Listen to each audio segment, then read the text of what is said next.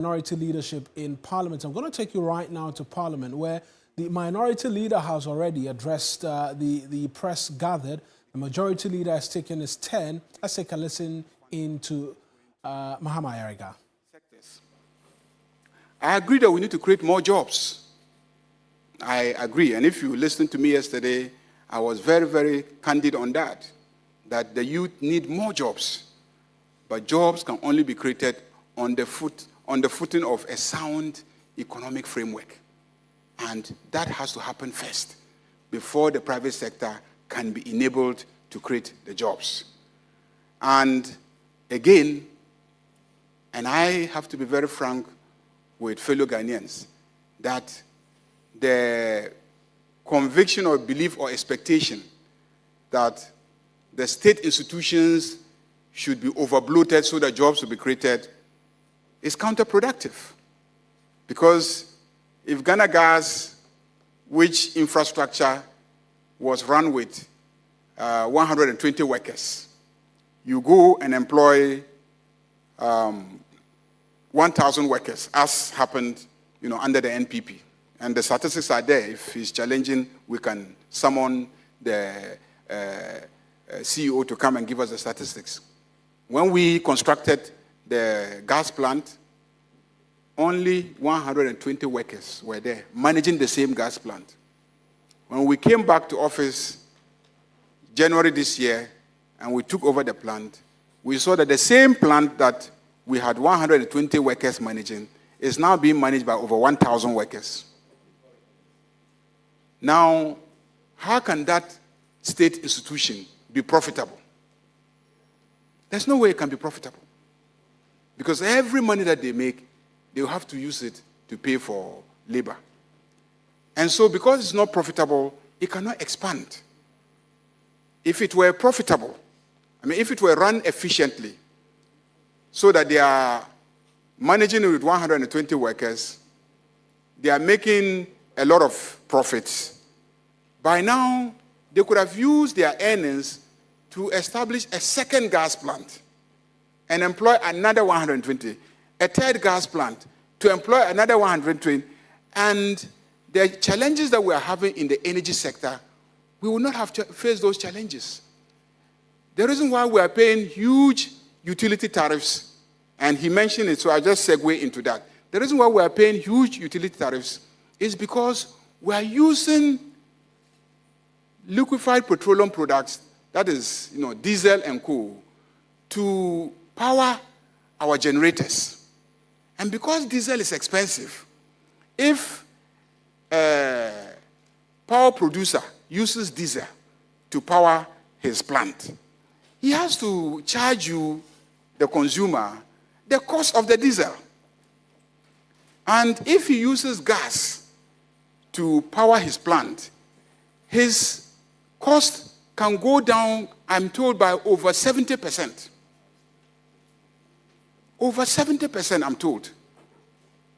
So the strategy of this government to be able to deal with the cost is to shift our power plants from those diesel products to gas, so that we can be able to drive down the cost of generation, and then we pass on the benefits of the reduced cost to the consumers, which is citizens for domestic use and industry, to power industry, so that Ghana can be competitive to be able to generate the jobs. If a factory is taking a decision between either siting in China or Ghana, one of the major conditions that they are asking for is energy cost affordable in Ghana? Is electricity affordable in Ghana? If electricity is not affordable in Ghana, they will not position the factory in Ghana, because if they site the factory in Ghana, they are going to be producing at a very high cost. But if they site it in China, they will produce at a very low cost, and even with haulage to Ghana, they will still be very, very competitive against a factory that has chosen to site its operation in Ghana. So if you don't reduce energy cost to a certain level, the private sector will just not be able to perform. About 3 weeks ago, the private sector organized a conference, a press, I'm sure many of you covered it, at which they raised the issue of energy cost and said that unless energy cost goes down, it will be difficult for them to survive. So that's a matter that, as a government, we are focused on. And in addition, you left us with a huge unreasonable debt at ECG. ECG. You were board chairman. You were board chairman. You know how much debt you left. You yourself have admitted it on the floor during debates about how bad the situation at ECG was when you assumed a leadership there as board chairman, and efforts that you also tried to make to address that situation. At the time you were leaving office, you hadn't fixed it. The debts are still lying there. Who's going to pay for those debts? Who is going to pay for those debts? You stopped them in 2024. You stopped PURC from adjusting tariffs because you are afraid of its implications on you for elections. The records are there. You stopped them. He is not denying it. You stopped them from adjusting tariffs in 2024 because you were afraid of the implications on your electoral fortunes if they adjusted tariffs. So the debt kept mounting. Because if you are producing at a very high cost, and then government is forced, ECG is supposed to take it at that high cost, and the ECG doesn't adjust the tariff to reflect the cost at which they are taking the commodity, and yet they are supposed to sell it to consumers at a very low cost. Who is going to pay the differential between how much they are buying and how much they are selling it to consumers? That is normally done through gradual, tariff adjustments. And you stop them from adjusting the tariffs. So the debt just kept ballooning to very, very unreasonable levels. Billions and billions of Ghana cedis of debt at ECG. That has to be addressed. But for the engineering that we have done to make sure that lights never go off so that they can always afford diesel to run the power plants for us to have 24-hour, electricity. It would have been very difficult. But even as you do that, you must work towards a sustainable arrangement. And one of it is that you must be realistic in terms of the adjustment of tariffs. In addition, you must deal with the inefficiencies and the corruption. The corruption. I'm told that as ECG, they've procured things that they need in the next 4 or 5 years. You procure for just a year, and then the next year you procure, and the next year you procure. Why do you go and procure things that you need for 5 years? Some of them, their lifespans don't even go up to 5 years. So they will get destroyed in the process, and that will be causing financial loss to the state. So we are fixing the corruption and the mess there. We are fixing the inefficiencies. We are cutting down on the wastage, and we are trying to make ECG very, very profitable, ECG and NEDCO. And go and see what is happening there. It is now working well. But it takes time to deal with the legacy debts. And Ghanaians need to support us to deal with those issues. At the same time, you must have a long-term strategy to drive down power production cost. So the president and government have decided to increase our gas production capacity. So a new gas processing plant is going to be constructed so that we can have additional gas to be able to power all the gas plants with power plants with gas, so that production costs will come down drastically and we can sell power much, much cheaper to both household consumers and for industrial use. In the meantime, government has also decided that we are going to look at the distribution challenges, because there's so much infrastructure challenge that is causing a lot of wastage in the distribution. So if you buy 10 megawatts of power as ECG from a power producer, because your infrastructure is inefficient, by the time it gets to the consumers, let's say 2% of it has been leaked through inefficiencies. So you need to fix the distribution infrastructure. So when you buy 100%, by the time it gets to the consumers, even if there is, some waste, maybe some 0 point something percent, leakage and waste, then the full amount, close to the full quantity of what you have purchased actually gets to the consumers. Second thing is inefficiency in the collection of revenues. And so government has also decided that we are introducing private sector participation in the distribution and the collection of the electricity tariffs. And so when we do that, look, the global best practice is that utilities are able to recover 98% of their revenues. That's the global best practice. In Ghana, ECG was collecting only 85%. 85%. The global best practice standards is 98%. So the difference between the 98% and 85% was actually loss occasioned in the distribution and the revenue collection.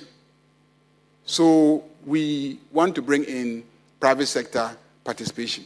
There was an initial idea, PDS was a model for bringing in private sector participation, but thanks to the character of those who were introducing it, it got botched because of the manner in which the attempt to introduce it went. So those are the issues. I do agree with you that so far. And we've just taken you away from Parliament because we have to take you to the presidency right now. Dr. Dominic Ayine is the Attorney General. He is taking his turn again in the Government Accountability Series. And the most important is that there's a big case for oral, which he's unraveling the details of to the entire country right now. Let's take you to the Jubilee House for a listen. Without recourse to due process are held to account. So he set up the oral committee to look into claims of corruption against certain individuals. Subsequent to that, the committee presented this report, which was expeditiously handed over to the Attorney General for further work so that dockets could be built and prosecutions commenced. Since the beginning of this administration, the Attorney General has periodically briefed the people of Ghana on progress made in this regard. Today, he is here once again to update us on progress made in the implementation of Operation Recover All Loots, and then also lay bare the facts surrounding a case that he has dubbed Ramble in the Jungle. Without taking any more of your time, I am going to invite the Attorney General, the Honorable Dominic Ayine, to take center stage and present his briefing. Thank you very much.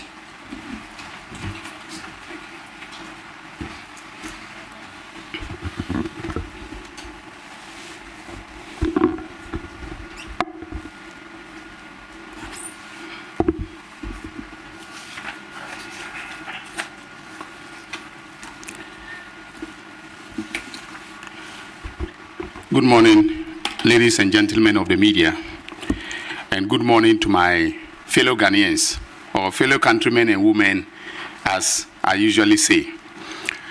As the Minister for Government Communications has indicated, I am here this morning to account to the sovereign people of Ghana, as has been my practice since assuming office as Attorney General and Minister of Justice. Today, I will do two things. Firstly, I will provide update on the oral investigations we've been conducting and the oral related prosecutions that have been filed so far.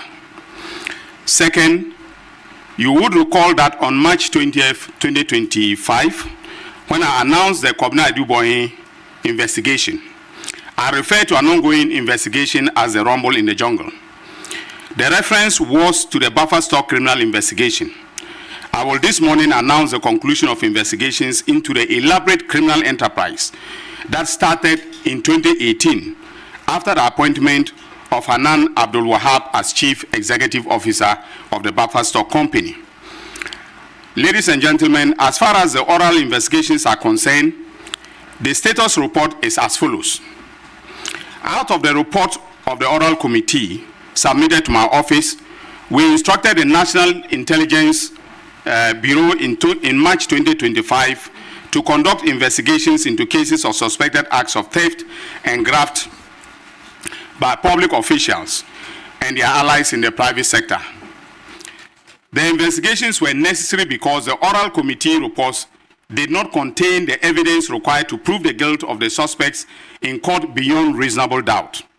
It is always important to remember that the oral committee was tasked by His Excellency the President to receive complaints of looting of state resources, and complaints do not constitute irrefutable evidence of criminality. Our investigators have diligently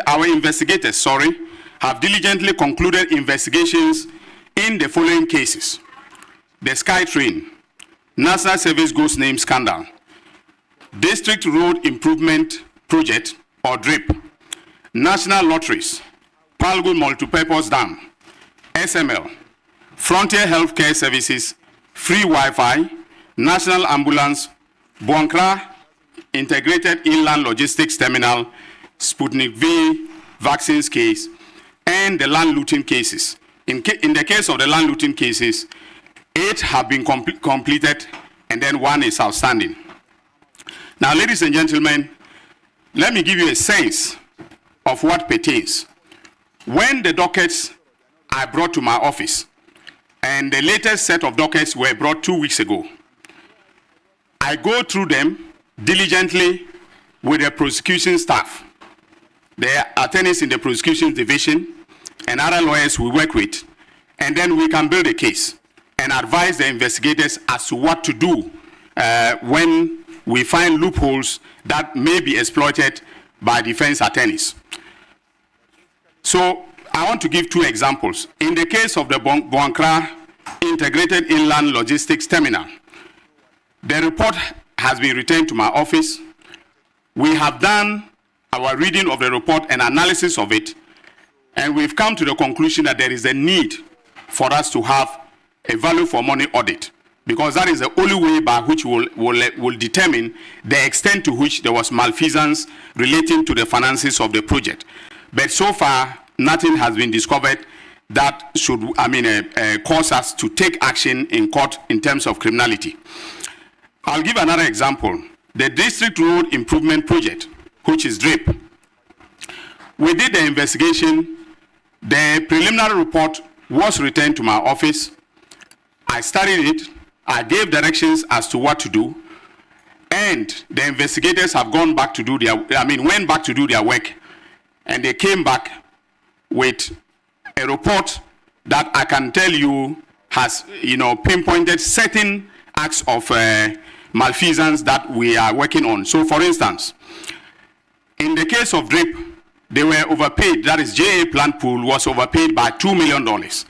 The contract sum was 176 million United States of American dollars. On the face of the contract, that is the sum that was stated. When we examined the invoices of payments, it was 178 million that was paid. So right away, there was a difference of $2 million. So we asked that $2 million be paid back by JA Plant Pool. We also realized that 190 pieces of equipment were added and cleared without payment of tax. In other words, they were added to the list as if they were tax exempt. I asked the investigators to go back, look at the HS code, and for those of you, HS code is a harmonized code that the customs officers use to determine the classification and taxes applicable to goods. When they did the analysis following the HS code, it came out that 38.7 million Ghana cedis of taxes were evaded. So in respect of the 2 sums, that is the $2 million, JH Plant Pool has been asked, we have made a demand on them to pay that money. Then when it comes to the taxes, we have asked GRA, because under the tax laws, it is GRA that can make a demand for the payment of the taxes. So we've asked that GRA should make a demand for the 38.7 million. Now that is our investigators' assessment. GRA may come out with a different figure because they are the tax experts. So our investigators' figure may be confirmed or even adjusted upwards depending on what the GRA says. Now, when it comes to the issue of over-invoicing, we noticed that they were over-invoiced by between, that is the equipment, the drip equipment were over-invoiced by between 100 to 300%. All right, so I give you an example. One piece of equipment which costs $40,000, the government paid $84,000 for that equipment. That is over 110%. And so we are now diligently looking through all the equipment, and you can imagine that the equipment for all the districts, there were, hundreds of pieces of equipment. So we are going through each one of them because we are looking at a criminal investigation. And in criminal law, charges must be specific. If you miss the element of specificity, your case will be thrown out. And that is why I keep urging Ghanaians to be patient, because we need diligent investigation so that when I send a case to court, we don't have any doubt that criminality has occurred. So, ladies and gentlemen, prosecutions have commenced in the SkyTrain and National Service scandals. In the case of the latter, we have filed charges against the former Chief Executive, Executive Director, Osea Sibe-Ntwi, and his deputy, Gifty Owari. Charges are being prepared against the rest of the public officers and the so-called marketplace vendors. In all, we intend to file about 10 cases in the NSA scandal and will use some of the public officers and vendors as prosecution witnesses. Now, this is a strategy that is working very well for us, and we intend to continue to use that strategy. In a situation where there is a small criminal among big criminals, and the small criminal knows a lot, it is better as a matter of prosecutorial strategy to use a small criminal to get the information in order to be able to succeed, and that is what I'm doing.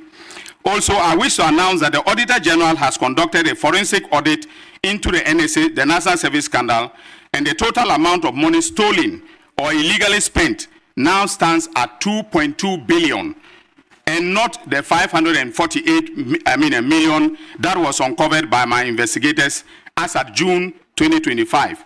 And then, ladies and gentlemen, I have here a copy of the Auditor General's report. Again, painstaking investigation is very important in criminal matters.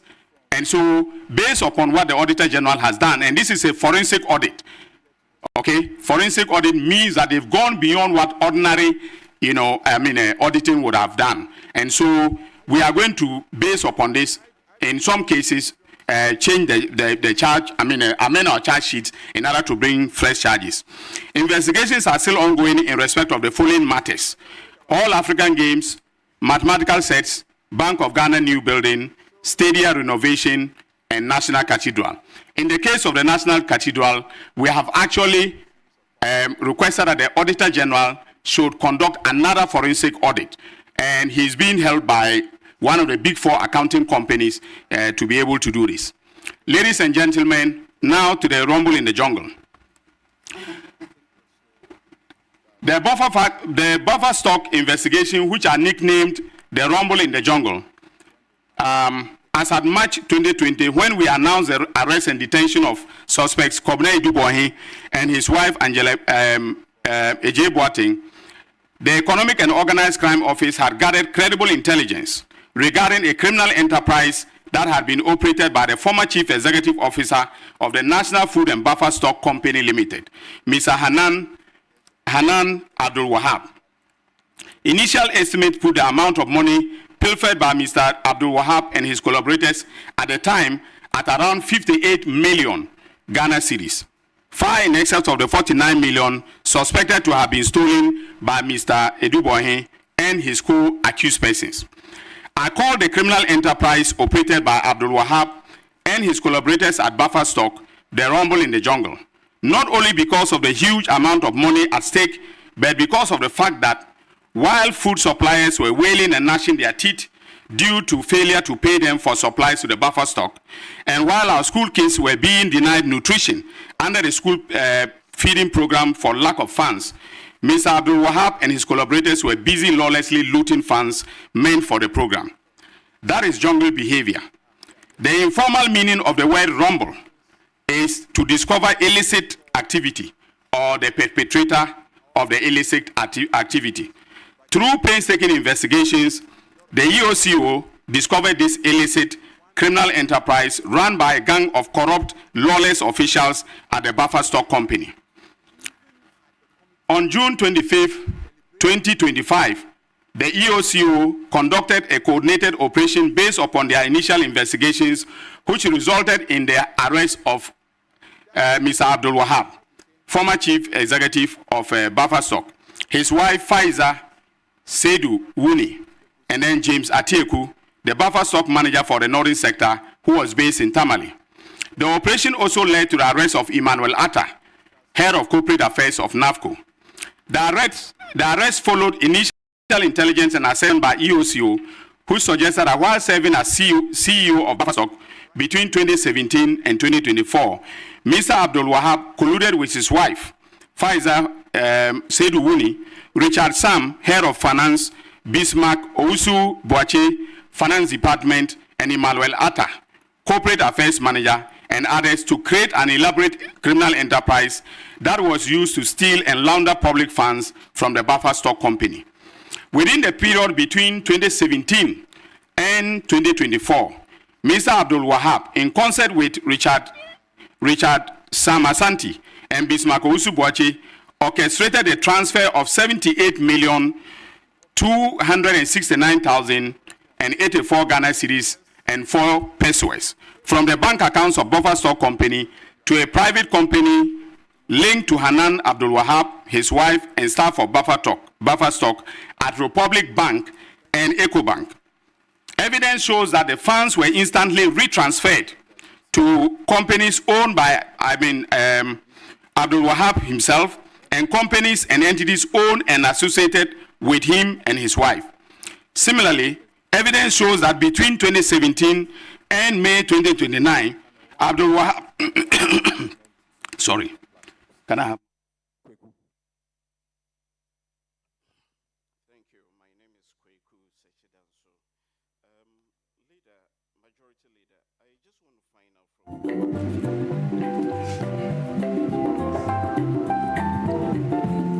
Let me take that again. Similarly, evidence shows that between December 2017 and May 2019, Hanan Abdul Wahab transferred 5,495,780 Ghana cedis and 36 pesos from Buffer Stock company accounts to 2 bank accounts belonging to Aludiba Enterprise, one of his companies at Republic Bank and ABSA. Aludiba Enterprise is not a registered supplier of Buffer Stock Company. Hanan Abdul Wahab between 2019 to January 2022 also orchestrated some suppliers to transfer an amount of 11,998,830 Ghana cedis, 48 pesos, to an entity owned by a staff of Buffer Stock, and later instructed the staff to retransfer the funds to a company owned and run by himself and his wife. In July 2022, investigations found that Hanan Abdul Wahab transferred 251,050 cedis from Buffer Stock accounts to another bank account at Republic Bank belonging to Energy Partners, a company co-owned by Hanan Abdul Wahab and Emmanuel Atta, the head of corporate affairs of Buffer Stock Company. Energy Partners is not a service provider for Buffer Stock. The evidence gathered so far shows that they run this criminal enterprise under the pretext of supplying food items to schools under the school feeding program.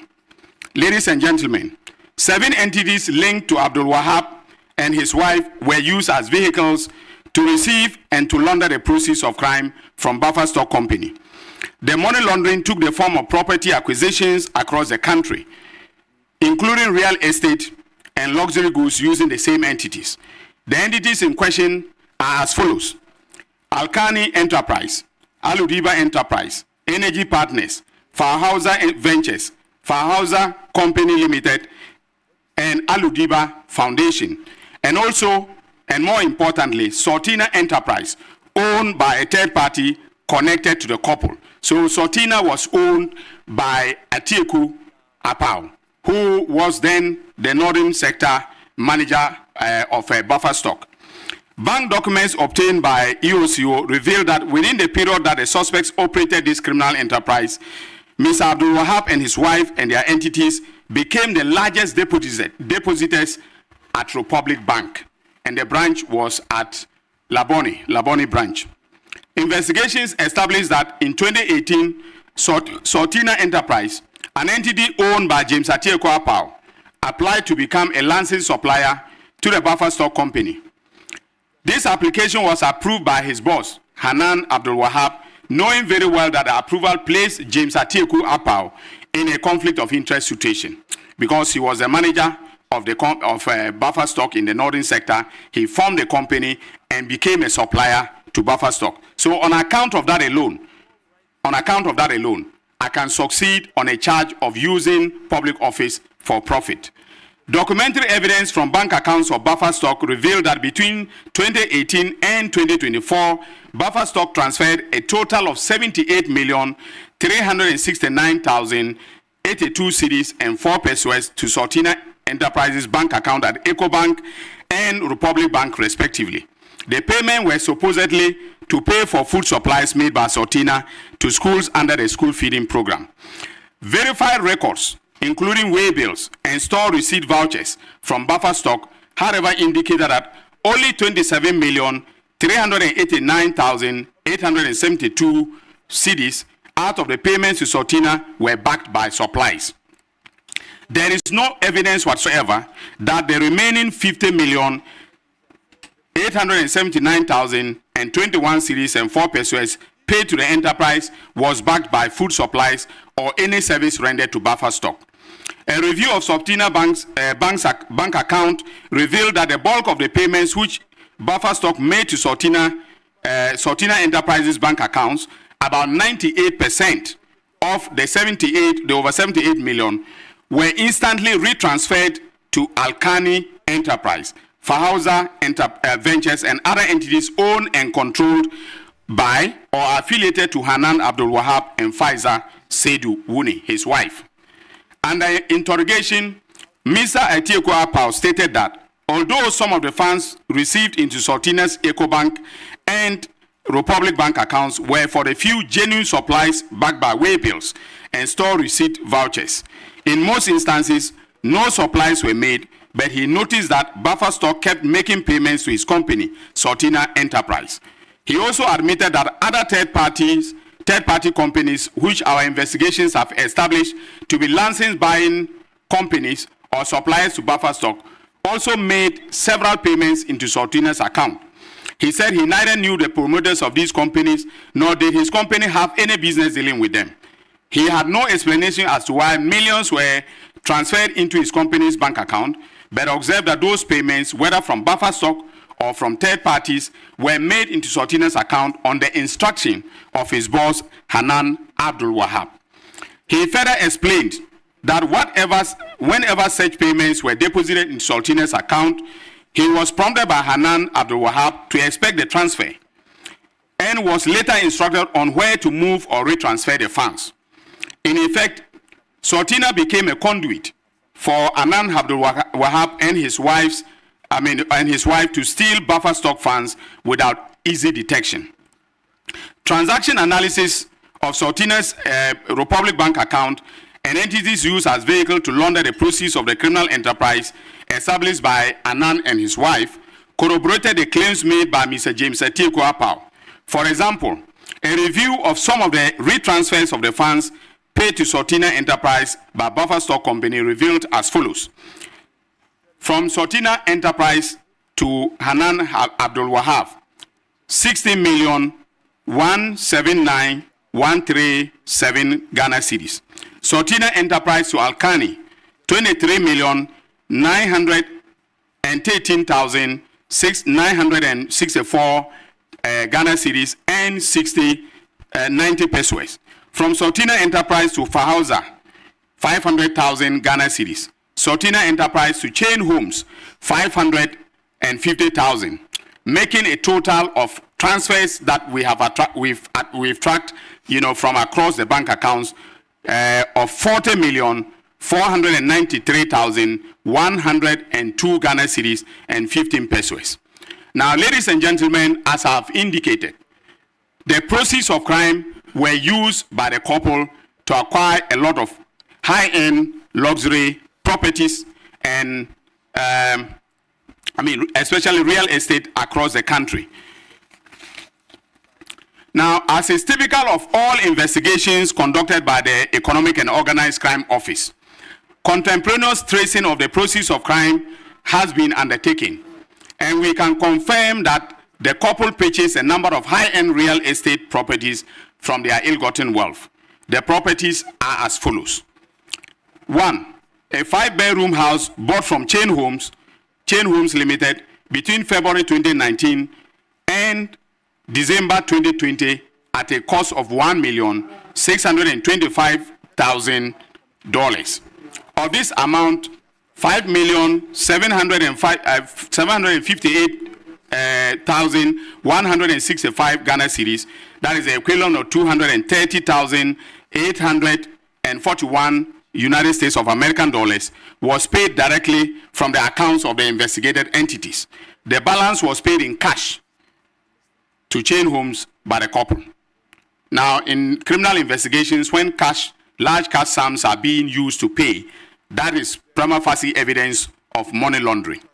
In July 2020, the couple purchased a 3-bedroom house at Cantonments from Golden Coast Developers Limited at a cost of 600,000 United States of American dollars, using two of their companies, Fahauser Ventures, owned by the wife, and Fahauser Company Limited, owned jointly by the couple.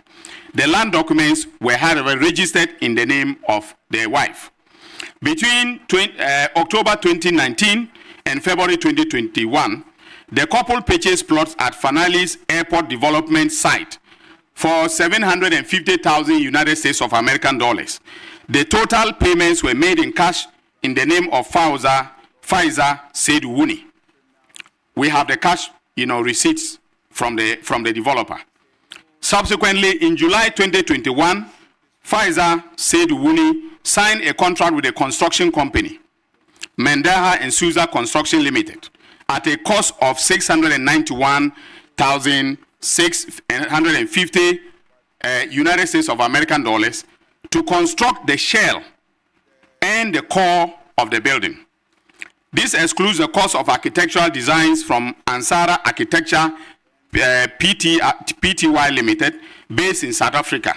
The building sitting on Trade Plus is now estimated to be valued at $2,500,000 United States of American dollars. The couple also purchased 0.32 acres of government land from one Anthony Duke Essien, a known government land sales agent named in both the demolition of the Nigerian High Commission and the sale and demolition of the Bulgarian consulate. Duke Essien used his sister, Antoinette Chibodako, a staff of the Dankwa Institute, as a front to purchase from the Ministry of Lands and the Ministry of Lands and the Lands Commission at a price of 307,200 Ghana cedis. Duke Essien then instantly sold the land to Hanan Abdul Wahab and received about 2,567,000 Ghana cedis. The payment came from the criminal proceeds from buffer stock through Sortina Enterprise and through Alkani and Hanan himself to Anthony Duke Essien. On the instruction of his brother, Duke Essien, Antoinette then wrote to the Lands Commission in March 2020 to instruct them that the lease should be in the name of Hanan Abdul Wahab. In May 2020, she made a U-turn and wrote to the Lands Commission to withdraw the documents bearing the name of Hanan Abdul Wahab and now replaced it with the name of the wife, Faiza Saidu Wuni. The couple developed 4 units of 4-bedroom apartments on the said land. The property is yet to be valued by our investigators. Now, ladies and gentlemen, other properties acquired by the couple are as follows. A 17-bedroom boutique hotel at Gumani in Tamale in respect of which the couple used Fauza Company Limited to sign a franchise with Villa Monticello for, the price of $250,000. In other words, $250,000.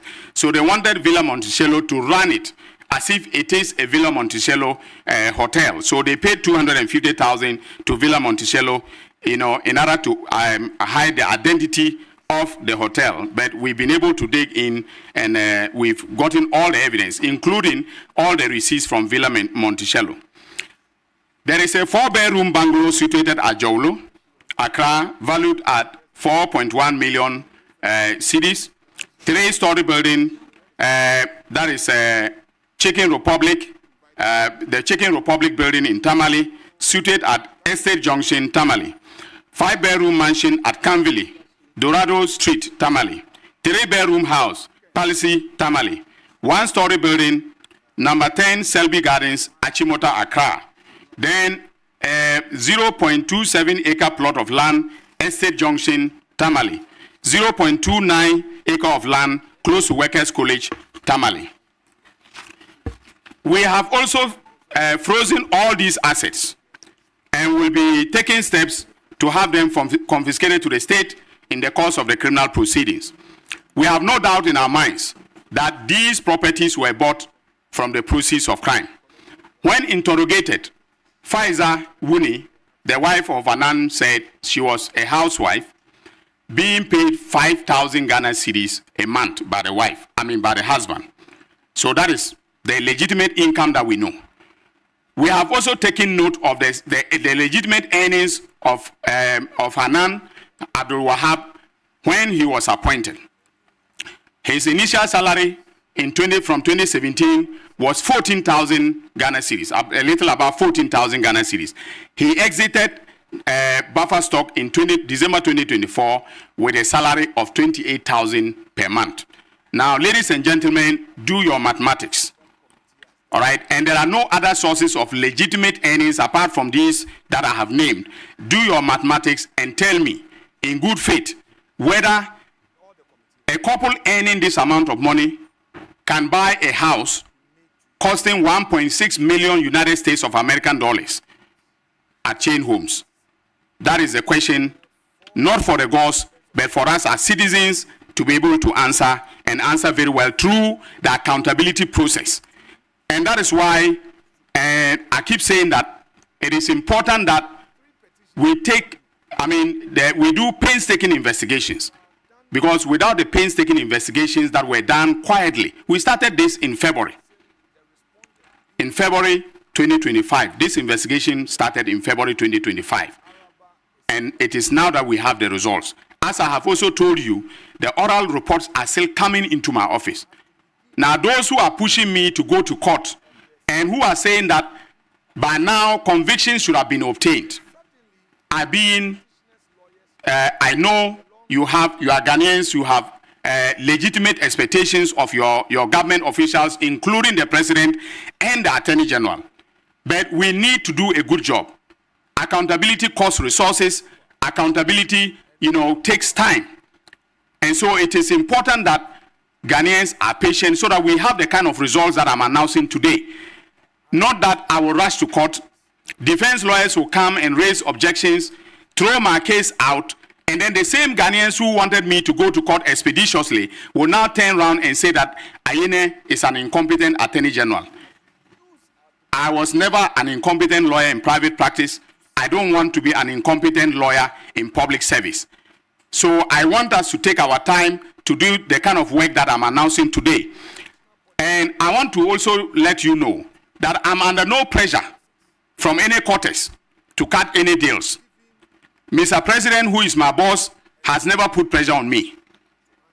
On the contrary, when I brief him, he gives me his blessing. He doesn't even express an opinion one way or the other. He says, Dominic, I've heard you.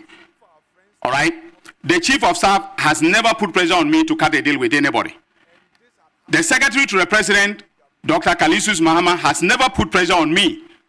On the contrary, he encourages me. He says the work is stressful, but I should keep on. The legal counsel to the president, my former boss, has never put pressure on me to cut any deal. Offers have been made, and I have turned all of them down. I have told everybody, please go to the court. If you want a plea deal, I'm filing cases. In the Wontumi case, offers were made to us for a plea deal. I said, no, I'm filing charges. If you want, announce your intention for a plea deal to the judge. That is now my strategy. The MPP took advantage of my saying that I'm open to to having plea deals to say, okay, that I was busy cutting deals in the office. No deal has been cut, and no deal will be cut except under the auspices of the court of competent jurisdiction. That is what I have decided, and that is what we are going to do, going forward. Lastly, we have frozen all the assets of Anan that I have listed, including a 10 million Ghana cedis fixed deposit account at Republic Bank, Labone branch. That is the liquid assets. They also, had a lot of bags. I didn't want to list them. The wife has over 61 luxury bags. All right, name them. He himself was buying watches, some costing as much as 1.5 million Ghana cedis, and so on. We have taken note of all of them, and so we've done the freezing, including those of the vehicles. So on account of the foregoing, we have decided to charge Mr. Hanan Abdul Wahab and his wife, Faiza Seydou Wuni, with stealing, conspiracy to steal, causing financial loss to the state, using public office for profit, obtaining public property by false statements, and money laundering. The charges will be filed on Friday, and I have the charge sheet, the draft charge sheet, which I am reviewing here for everybody to see, so that nobody goes to say that I have indicted somebody and I don't have charges. I have my charges ready. From now onwards, when we are announcing the conclusion of investigations, we are either contemporaneously filing charges or we are filing them immediately thereafter. Okay, so this is what I have for you today. I hope that Ghanaians will bear with us to do an excellent job for this republic. The oral will work. Forget about those who are paying bloggers to blog that oral is failing. Oral is on course and will work for the good of the people of this country. We will exact accountability to the extent justifiable by law. As I said, I will not do anything outside the law for political expediency reasons. I won't. So thank you, and God bless all of you.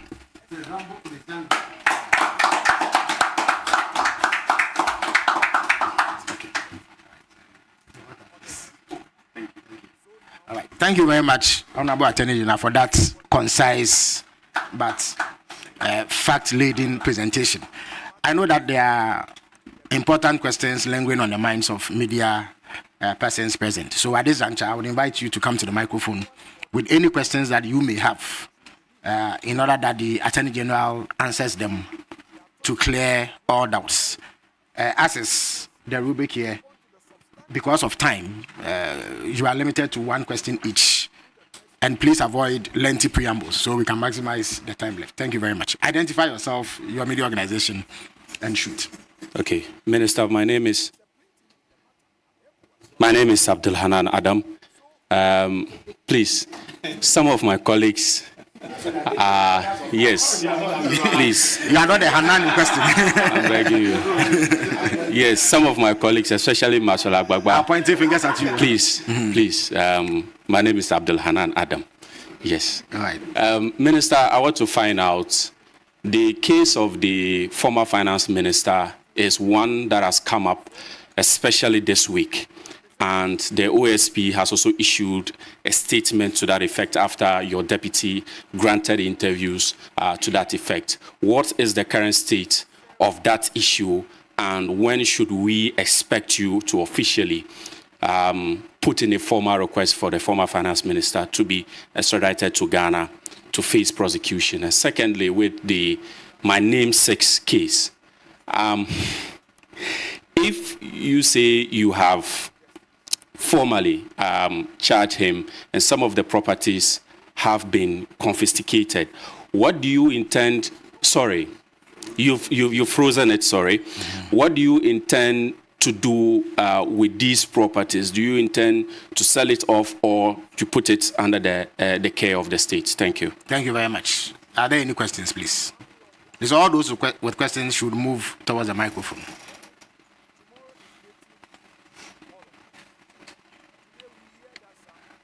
Okay, I would invite the Attorney General to answer the question that was just asked, even as other journalists prepare to ask questions. Please.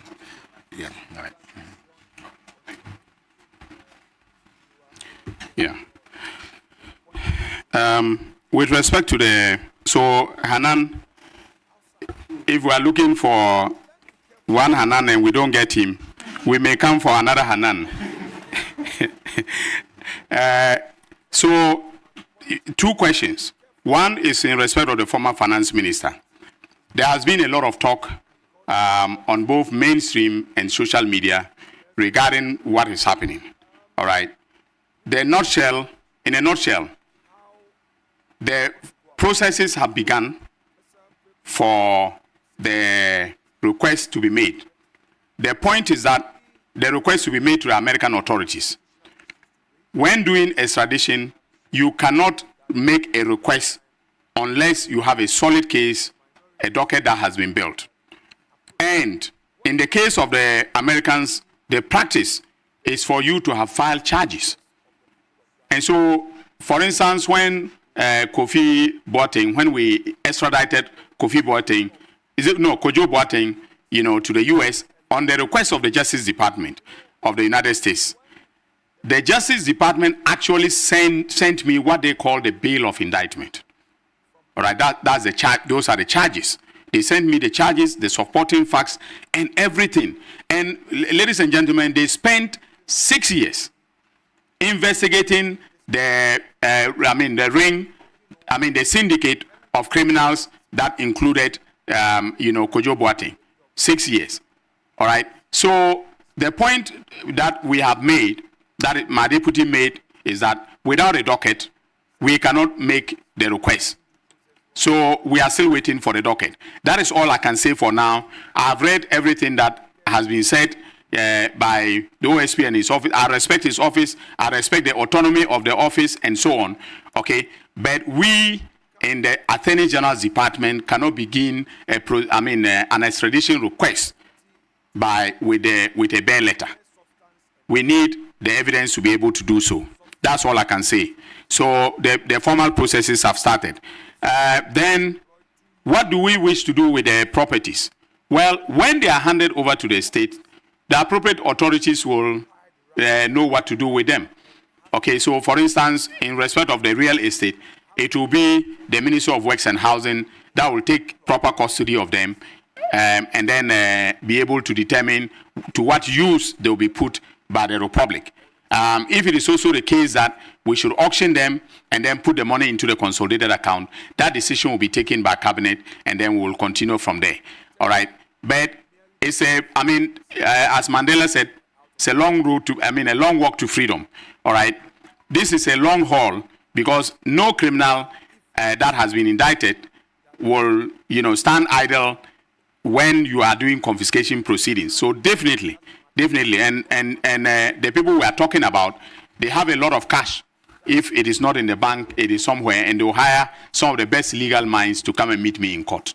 So we will be fighting, the battle on behalf of the people of this country. Are there any other questions? Yeah. If there are any other questions, we will invite them at this juncture. Otherwise, we call it a day. Please step up.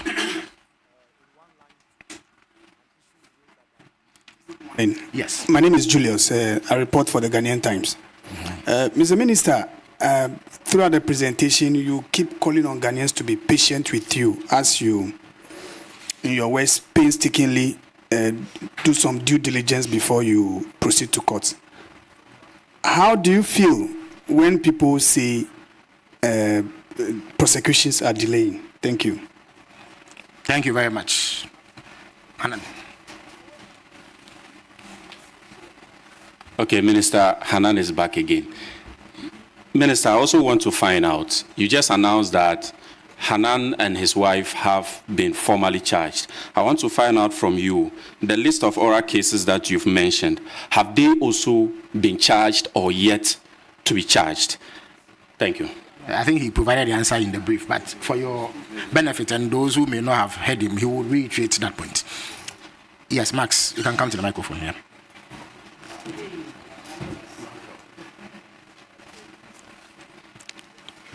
Okay, Maxwell Ababa, Joy FM, Joy News. Okay, from the briefing, it appears that the real estate companies, some way, somehow, I know a minister raised this issue once, a former minister raised this issue once and became very controversial, so I want to tread cautiously, that the real estate companies are being used, it appears, are being used to launder, money, especially public funds. I want to find out from the AG if he has any plans to tighten, regulations, especially regarding purchases when it comes to real estate businesses and then, state officials and all of that. The second question is on the National Cathedral. I remember sometime in July, 3 months ago, the AG was tasked by the president to take legitimate and legal steps to terminate the National Cathedral contract, and then also take legal steps to dissolve the Board of Trustees. I want to find out from the AG what the update is regarding that. Thank you. Thank you very much, Max. Yeah, Kester. My name is Kester Crunchy. I write for the Daily Graphic. My first question is regards the setting up of the special courts to prosecute galamseyers and people who steal money from the government. I wanted to know from the Auditor General, the Attorney General, the relationship he has with the Auditor General now. What kind of collaboration is he having with the Auditor General? Because over the past few weeks, he's made a lot of revelations about how much money he's charging people and the collaboration he needs from the Auditor General. I think the second one, take advantage to brief you on the outcome of the meetings. Yes, exactly, with the president. Yes, Monday, with the president on the matter. Yeah. The second one is with the Office of the Special Prosecutor. I know he has spoken about it, but today the Office of the Special Prosecutor, the Special Prosecutor himself said he's collaborating with your office. But that was not the indication we had when your deputy spoke to the media. It looked like they had made some requests and was not forthcoming. Right. So I wanted to know from you what kind of relationship is between your office and then the Office of the Special Prosecutor and then the Office of the Attorney General, because both of them need some collaboration with you to execute their mandates. Thank you. Thank you very much. We will take a final question if there is any. Otherwise, the Attorney General will answer this batch of questions and we'll call it a day. Mr. Attorney General, the floor is yours. Thank you. Okay. Yeah, thank you very much for the questions. The question of how I feel when people say, the oral cases are delaying, I feel frustrated because the work of prosecution is not done by the Attorney General alone. The Attorney General depends on investigators for the raw material to be able to prosecute.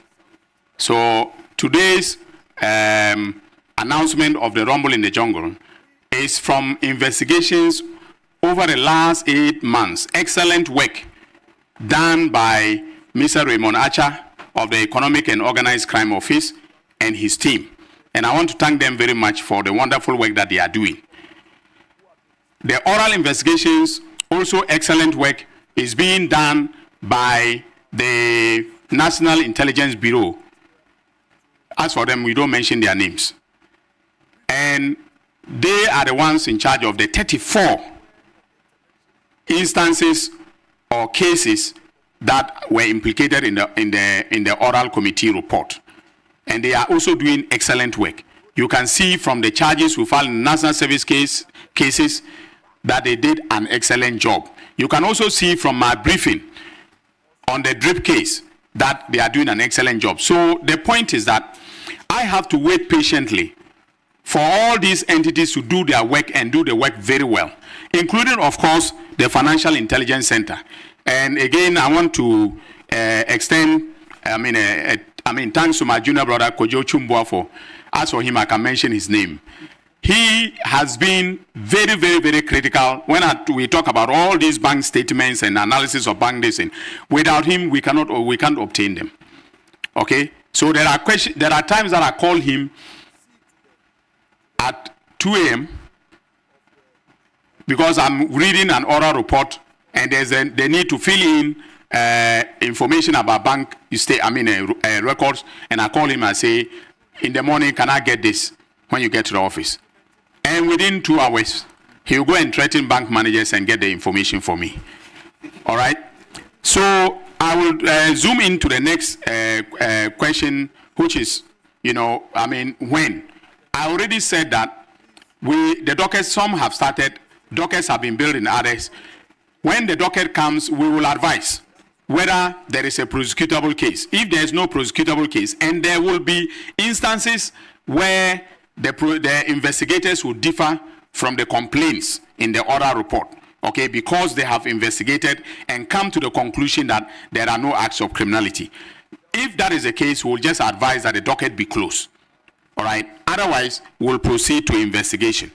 Then the question about real, estate companies and money laundering. That's an excellent one. I remember you said, a certain minister said it. It's the Honorable Sam George who spoke about it, some time ago, about a link between money laundering and real estate, development. Now look at the skyline of Accra. All right? Look at the skyline. It's changing rapidly. So my junior brother Kojo Chumbuafo and I are, collaborating to do something about it. It's not that we don't want the skyline to change. I want that when I'm flying in from anywhere, the skyline of Accra should look like the skyline of New York City. But it must be done with legitimate money. It must be done by hard-working real estate developers who have decided that they want to change the skyline and make business and make profit. So Kojo Chumbuafo's FIC and I will be collaborating on that aspect of the problem.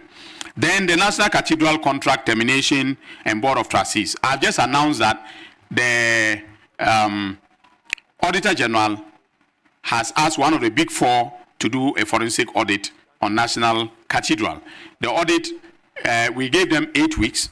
I think we've done about 5 weeks now. So maybe in 3 weeks. And you, the journalist, when I say maybe in 3 weeks, next time I'm here, you said Cathedral in 3 weeks you get the reason, you have it, you don't have it. No. They may ask for an extension. Okay? So maybe in 3 weeks we'll get a forensic audit report. It is at that point in time that I will decide, how to terminate. Okay? Because in every contract, there is a basis for termination. And that depends on the facts and the evidence. You cannot just terminate, a contract without a basis. I don't want any situation. The fact that we are investigating a crime doesn't mean that the companies involved did not do legitimate work. Somebody dug the hole and had to be paid to dig the hole. Okay? And if they were not overpaid, or they were paid and then they decided to give money as kickback to somebody. If I find a kickback situation, that is a crime. But otherwise, they are entitled to their money. Okay, so we will look at the findings of the forensic report before we do the termination of the contract. As for the Board of Trustees, the dissolution of the Board of Trustees, we are taking steps, to ensure that that happens. Now, the next question. So, Maxwell, I hope I've answered your questions very well. Now, the relationship between the Attorney General's office and that of the Auditor General, we work excellently together. Okay, and as the Minister for Government Communications indicated earlier, our collaboration is continuing, especially in respect to the Auditor General's report, the annual report submitted to Parliament. The President is serious that we should take that aspect of the work, and then make sure that those who are found to have engaged in infractions, are punished. And so, Mr. President met with us, not only myself and the Auditor General, but also the Chief Justice of the Republic and his team. And the idea is for us to set up special courts that are designated and given the mandate to deal exclusively with matters raised in the Auditor General's report that border on criminality. And we are going to take a two-pronged approach. Okay, one approach is criminal prosecution. The other is the exercise of the power of disallowance and surcharge under Article 187 of the Constitution. That power is granted to the Auditor General. The Auditor General can disallow an expenditure on the basis that the expenditure is illegal, unlawful, or or criminal, and then where it is criminal, refer the matter to me, or where it is simply a matter of civil law, impose a surcharge, disallow the expenditure, and impose a surcharge. So we are going to adopt the two approaches and then make sure that we succeed in making the Auditor General report meaningful to Ghanaians. Then OSP says he's collaborating with my office. That is true. You've seen the exchanges. Yes, we are collaborating. All right. Maybe the pace of collaboration is not something that I have, that I am happy about. And I don't think that Ghanaians are also happy about the pace at which we are collaborating. All right. But yes, the office of the special prosecutor and my office are collaborating. I thank you all, and God bless all of you. Thank you for coming.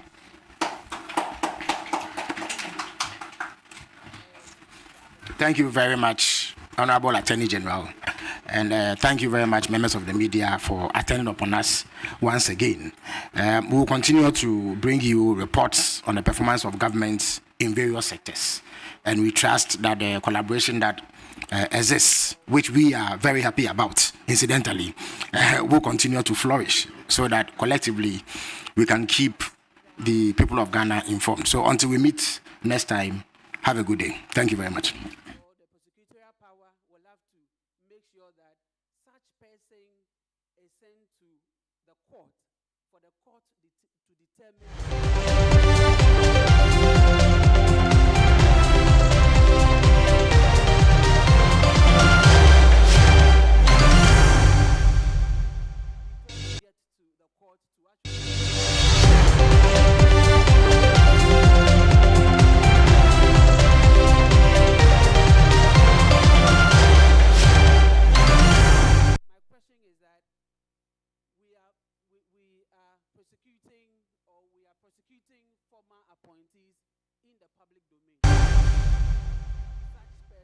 Thank you very much for staying with us. This is News Central, but over the last, half hour, near half hour plus, we've been at the presidency, the Jubilee House to be specific, where the Attorney General has been providing details. Absolutely. 78 million Ghana cedis in excess by the... A whole lot of money. Yeah, a whole lot of money from the buffer stock company. Absolutely. Investigations to updates on Wontumi and the NSA, because we know this afternoon that the former deputy director, Gifty Oware-Mensah, has been granted bail. But, more importantly, while we discuss that update, we also want to take our viewers to Parliament, where the leadership on both the minority and majority side have been addressing the press on national issues. Let's take you back there. Coming here, really, was to discuss this. Rather than closing down the learning channel. He doesn't use this platform to achieve. That's what he's trying to do. He's my brother. We know each other very well. In spite of all the things, I knew he was going to do that. Because after the program, he told me, hey, that's what you did to me. And tomorrow I also do it. Ghana has a very, very healthy democracy. Other countries get shocked when they come and see how, as politicians, we relate. But yeah, we relate. Well, as we've just been telling you, the majority and the minority leaders, they've crossed swords over the performance of government, with the minority leader claiming that Ghanaians are rapidly losing confidence in the NDC government. According to Alexander Penyumakin, the inefficiencies of government has, amongst many other things, led to tax burden eroding the goodwill the government has enjoyed. He says the cost of living crisis is deepening, with senior high school placements becoming burdensome for parents. But these claims have been quickly refuted by the Majority Leader, Mahama Ayariga, who's expressed disappointment over the assertions as made by his colleague. Let's first hear from Alexander Penyo-Markin, and then we'll hear from the majority as well, and then take you to Parliament just shortly as well. For the private sector to be able to create the jobs, when you talk about job creation and you say you are center right, center left, and etc., all those ideologies now agree that you need a strong, vibrant private sector to create jobs, because all of them have evolved to a point where they accept that the state has some limitations in its capacity to create jobs itself. Because in the end, you will just create a huge, unaffordable bureaucracy, and you cannot sustain it budget-wise. So you need a vibrant private sector. How can you claim that you are committed to a vibrant private sector when interest rates in the banks are hovering around 50%, 30%, 40%? Which private sector can survive borrowing at 50%, 40%, 30%? Which private sector? To Parliament in a bit, but let's hear from the Minority Leader just briefly on some of the claims he had to make in relation to the performance of the administration. The free SHS placement system that has crashed.